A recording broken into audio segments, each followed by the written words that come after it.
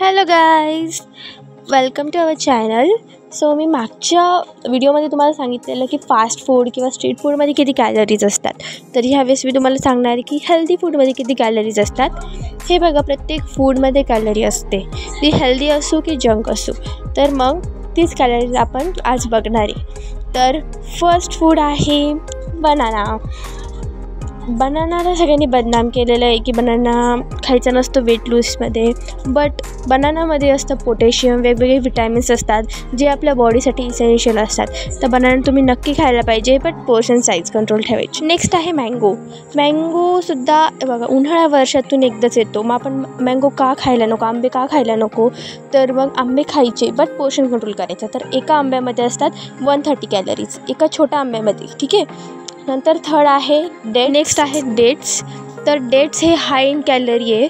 तर एका डेटमध्ये असतात 25 कॅलरीज, त्यामुळे हे जपून खायचे.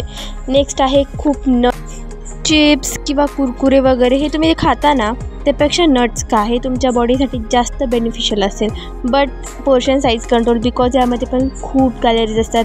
ते तुम्ही ते खाली दिले मी ते बघू शकता.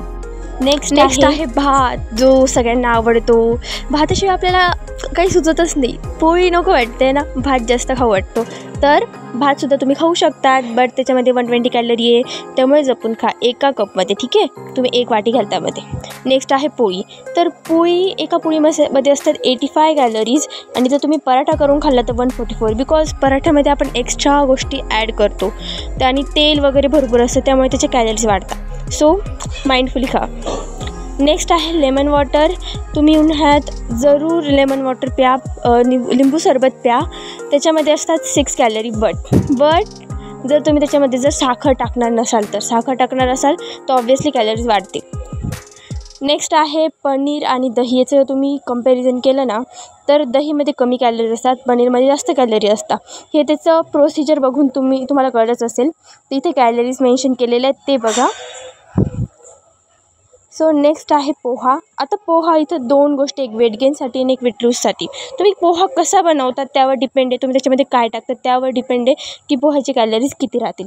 तर वेट गेनसाठी तुम्ही पोहा बघू शकता, याचे कॅलरीज, आणि वेट लूजसाठी. नेक्स्ट आहे आमलेट. तुम्ही खाऊ शकता, बिकॉज हे एकदम प्रोटीन रिच आहे आणि एवढे कॅलरीज नसतात याच्यामध्ये. बॉईल एगमध्ये असतात 72 कॅलरीज. लास्ट पाणी पीत राहा, बिकॉज पाणीमध्ये असतात 0 कॅलरीज. आता मला तुम्हाला एक 1 to 1 टिप द्यायची आहे, ठीक आहे. या तुम्हाला 3 गोष्टी दिसतात, टाईम, क्वांटिटी आणि क्वालिटी. ह्या तिन्ही गोष्टी महत्त्वाच्या आहे तुम्हाला वेट लूज, वेट गेन किंवा हेल्दी लाईफस्टाईल जगायची असेल तरीसुद्धा. तर हे बघा, तुम्ही कितीही चांगली गोष्ट खा, तुम्ही किती चांगलं फळ, किती चांगली डिश खा, पण तुम्ही ह्या तिन्ही गोष्टी जर पाळल्या नाही तर त्याचं काहीच बेनिफिट होणार नाही. फॉर एक्झाम्पल, तुम्हाला मी एक एक्झाम्पल देते, ठीक आहे. काजू बदाम, इट्स हेल्दी, आपल्याला माहिती हेल्दी आहे, बट जर आपण ते प्रमाणापेक्षा जास्त खाल्ले, बिकॉज नट्समध्ये असतात हाय इन कॅलरी येते, त्याच्यामध्ये जास्त कॅलरी असतात, आणि त्याचा आपण जास्त पोर्शन कंट्रोल नाही केला, म्हणजेच त्याची क्वालिटी तर चांगली, बट क्वांटिटी आपण जास्त खाल्ले, प्लस तुम्ही ते रात्री खाल्ले, तर ते तुमच्यासाठी हाय इन कॅलरी असल्यामुळे वेट गेन करतील तुम्हाला, ठीक आहे. तर कोणती पण गोष्ट पोर्शन कंट्रोलमध्ये सुद्धा ठेवायची, आणि त्याची क्वांटिटी, क्वालिटी आणि ते टाईमनुसार ते खायचं.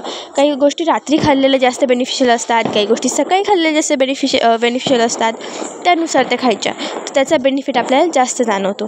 सो आजचा व्हिडिओ हाच होता. टाईम, क्वांटिटी, क्वालिटी ह्या 3 गोष्टी लक्षात ठेवा आणि तुमची हेल्दी लाईफस्टाईल जगा.